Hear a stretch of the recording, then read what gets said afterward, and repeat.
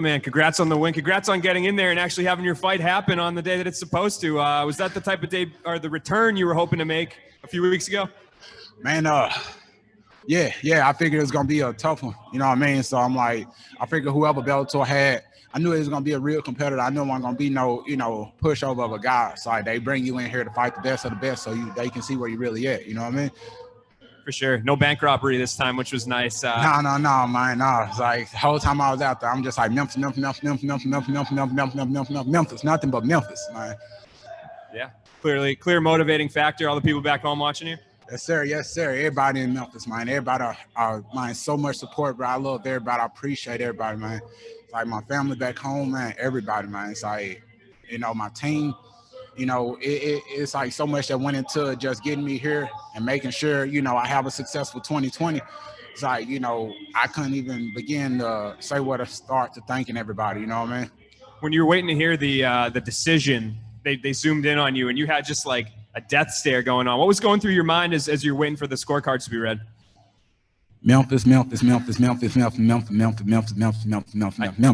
Memphis. I was going to guess that that's what it was, but talk to me about fighting at welterweight. Did you feel you felt pretty good? You think this is where you'll stay going forward? I know you tried to make cut to lightweight for the last fight, but welterweight going forward? Yes, sir. I think welterweight is going to be my home. It's like when I was talking to my mentor, King Mo, he was kind of letting me know that, it's like I'm still growing and I still got a lot more to do in this sport and in life in general. So I shouldn't be trying to chase being like a weight class bully or something like that. You know what I mean? I feel like I can compete at 85, if I have to. So, I'm up for the challenge and, I feel like I settled right in with the welterweight division here. And he was working for submissions at one. I think he had your back at one point in the fight. Did you ever feel like you were in any danger other than giving up position?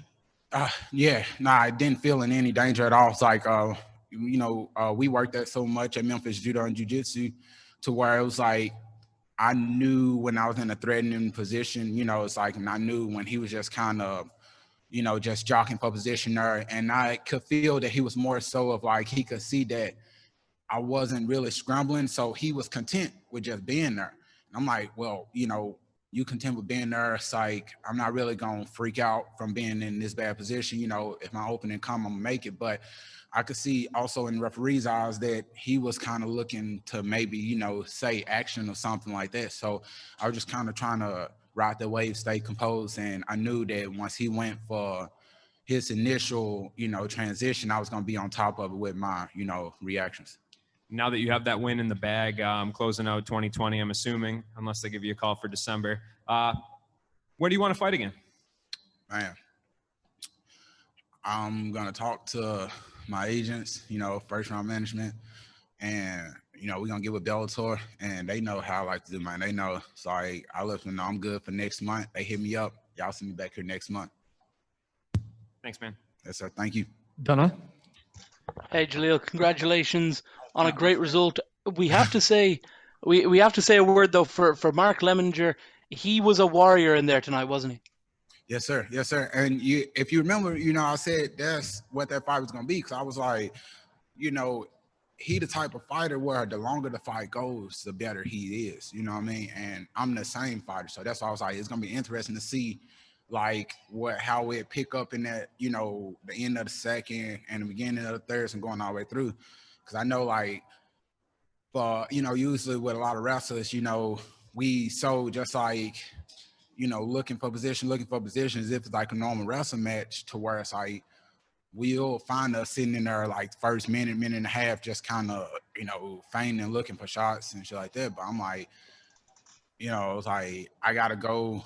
I'm saying that I'm scoring with my jab, and I seen that it wasn't much of a reaction on his end when I was scoring my jab. So I knew he's the warrior, but at the same time, I knew the only way he was threatening was if I stayed in there for too long, throwing left, right, and he came with that big right hook, or if I was just in there, going for something big, and he shot in and got his doubles. Tricky Pitbull was back in the neck of the woods you're in right now last week. Is there any chance you try to look for that fight? I know he's very interested in fighting Peter Queally, who I think is still recovering from his broken hand. So is there any chance you want to get that one done, maybe at welterweight this time, or a catchweight of 165 or something? Of course. I'm always up for the challenge.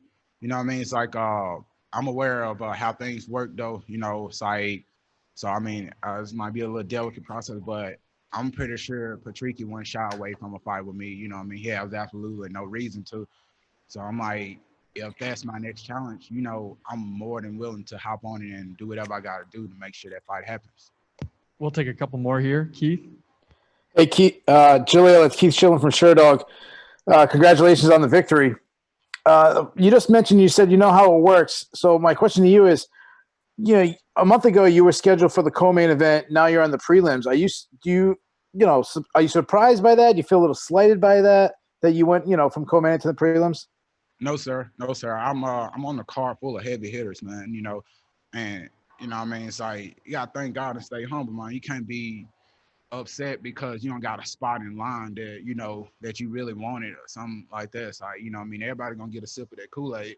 And I'm just trying to, you know, make sure that I'm getting a big gulp when I get my step up, you know what I mean? But being up there, fighting early, man, I kind of prefer it, bro. It's like, you know, I've been fighting co-main and main events for like the past 4-5 years. Feel good to come down here, get my work in, set the tone.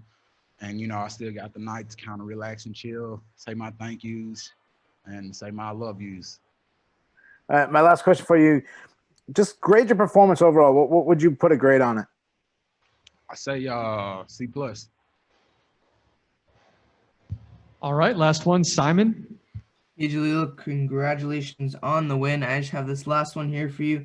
How do you game plan for someone like Mark, or do you even game plan at all a month out from that fight? Man, believe it or not, man, it's like I actually watched film on Mark once when they first told me about him, and then I didn't watch him again until I got here to Bellator.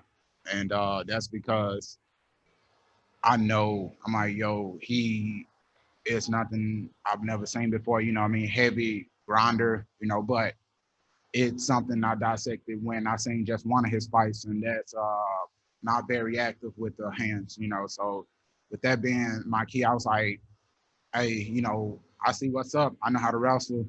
I know how to defend shots, but I also know how to, you know what I mean, like look for my openings and work my hands. And I knew I was a little bit more comfortable right there in the pocket than he was. Thanks for the time, Jaleel. Congrats. Thank you.